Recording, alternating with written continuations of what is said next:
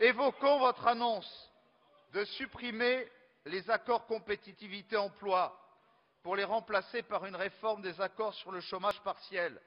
C'est la même chose avec un nom différent. Vous ne l'aurez plus personne. Alors, je pense bien évidemment à la filière automobile qui a beaucoup fait parler d'elle ces derniers jours. Hélas, avec les risques de fermeture du site d'Aulnay, quand je pense que vous n'aviez pas de mots assez durs pour dénoncer la prime à la casse, pour dénoncer les mesures de prêt que nous avons apportées à Renault et à PSA et qui, avec près de 3 milliards de prêts à chacun d'entre eux, ont permis, comme le rappelait notre rapporteur général tout à l'heure, de ramener d'ailleurs près de 700 000 euros par voie d'intérêt qui ont été payés, de ressources nouvelles pour l'État et donc pour le contribuable français dans son ensemble.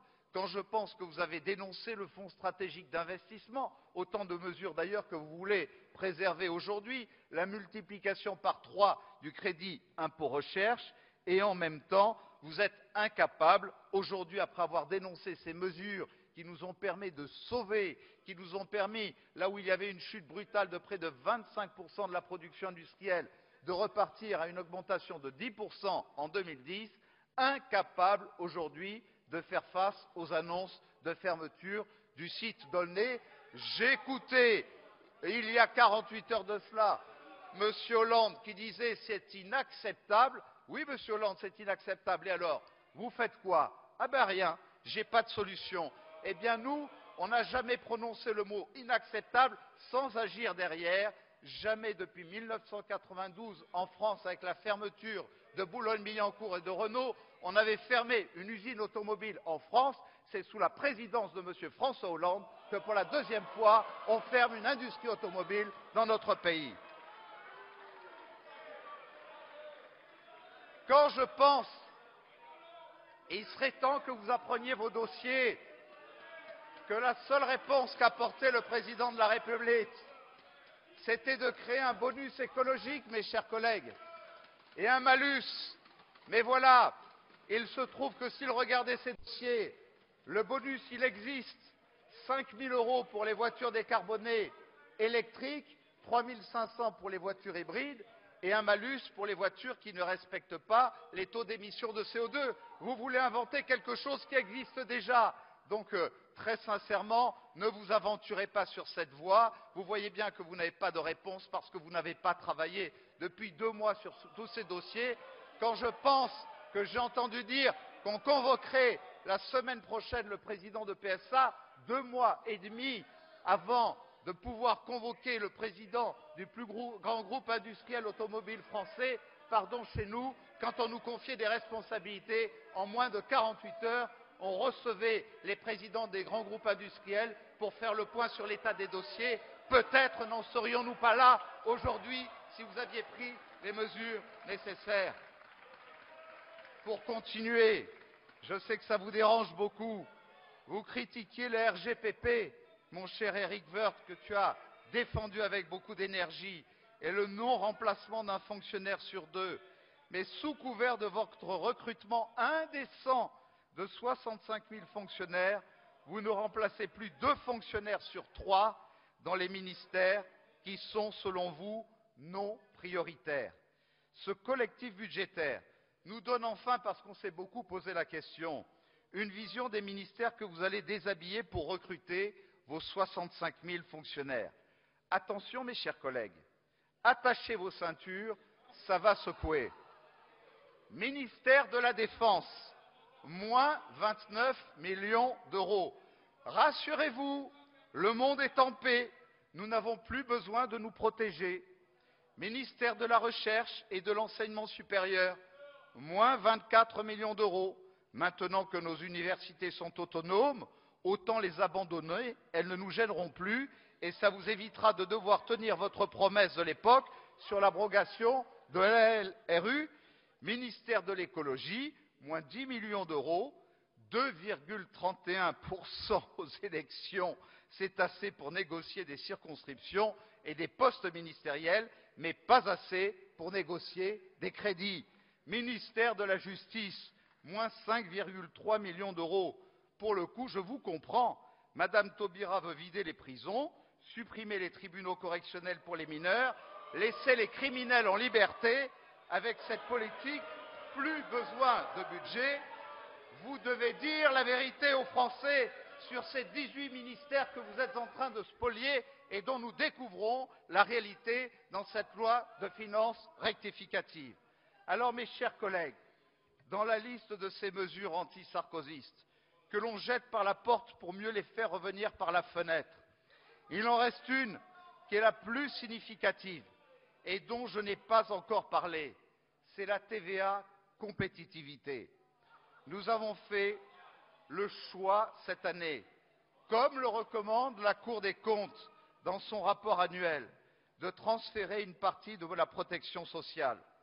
Cette recherche de compétitivité sur les coûts qui nous conduisent à baisser de 13 milliards d'euros les charges patronales, les charges sur les entreprises, pour nous permettre de renforcer la productivité en France. Le produire en France, chez nous, c'était une réalité.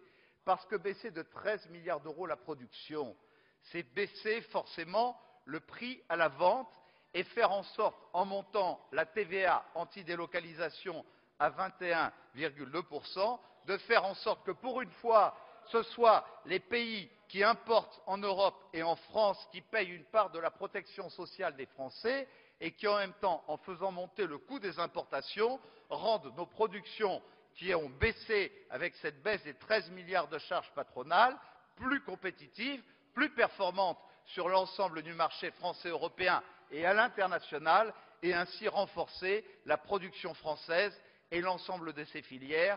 Vous avez décidé d'y mettre un terme. Vous n'êtes pas pour le fabriquer en France, là où nous n'avons cessé de prendre des initiatives à travers les États généraux de l'industrie notamment.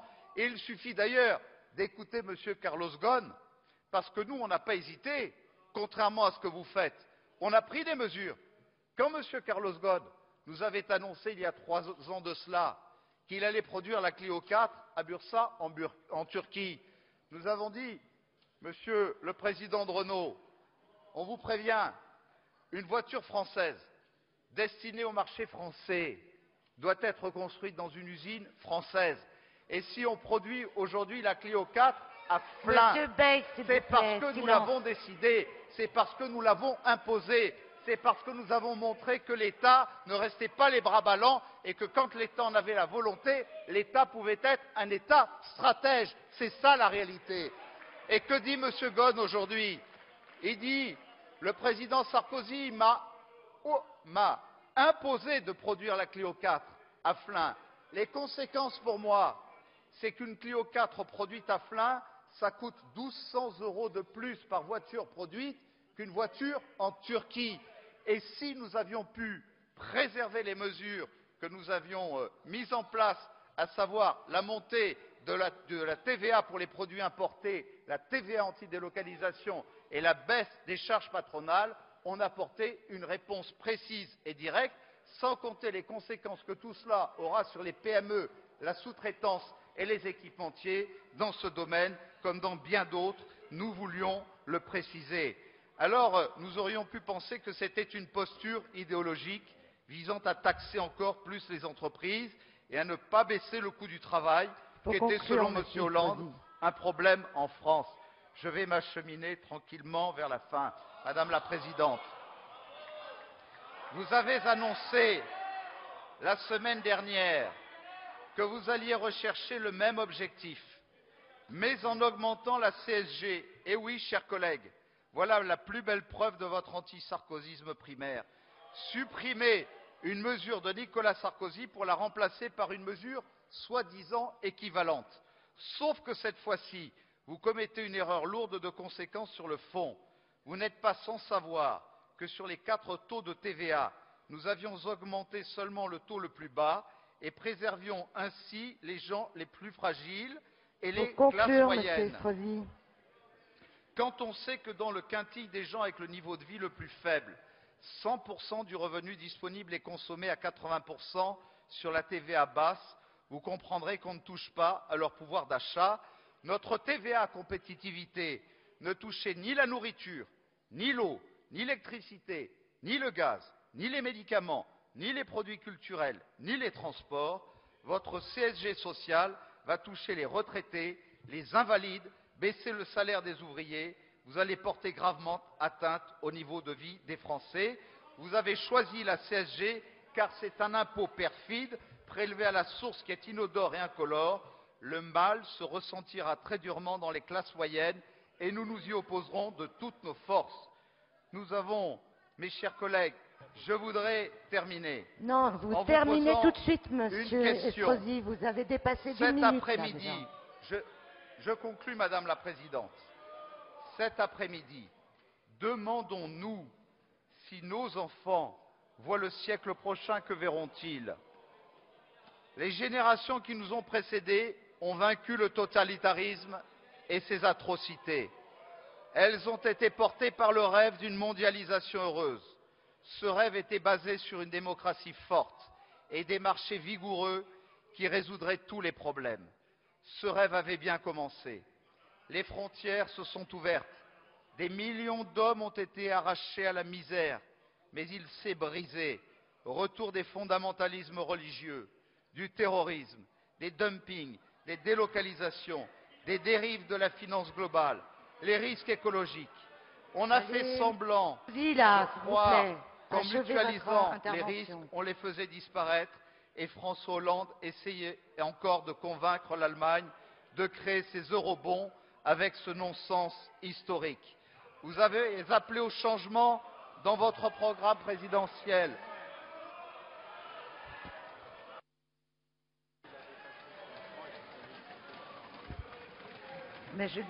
Mais vous avez appelé au changement. Monsieur Estrosi, je vais vous couper le micro dans quelques secondes.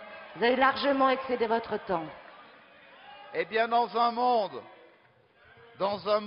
où des chefs d'entreprise, de PME ne se paient pas la fin du mois pour payer leurs salariés, alors que les PME représentent 90% de notre tissu industriel.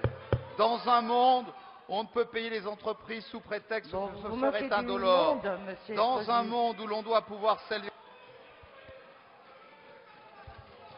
où la justice sociale est une... Monsieur Estrosi, vous n'avez plus la parole. Est-ce que le gouvernement souhaite répondre à cette motion de procédure?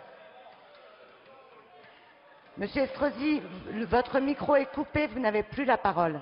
Est-ce que le gouvernement souhaite répondre à la motion de procédure? Après.